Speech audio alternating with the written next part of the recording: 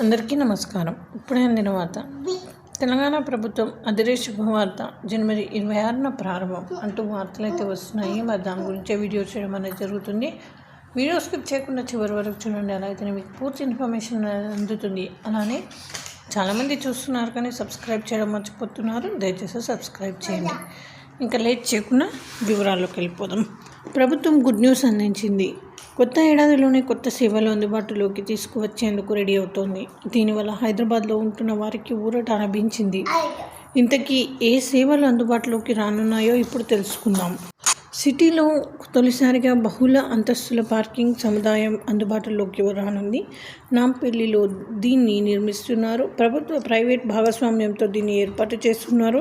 దీన్ని అతి త్వరలో ప్రారంభించనున్నారు. జనవరి 26న దీన్ని ప్రారంభించే అవకాశం ఉంది. జర్మన్ టెక్నాలజీతో ఏర్పాటు చేస్తున్న ఈ పార్కింగ్ సముదాయంలో ఒకేసారి 450 వాహనాలు ఆటోమేటిక్గా పార్కింగ్ చేసుకోవచ్చు. ఏకంగా 15 అంతస్తులు ఉంటాయి.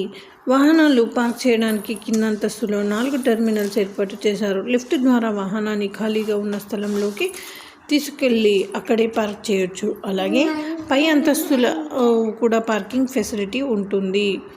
ఇలా ఆధునిక టెక్నాలజీతో పార్కింగ్ ఫెసిలిటీ ఉంటుంది. దీనివల్ల పార్కింగ్ సమస్యలకు చెక్ పెట్టవచ్చు.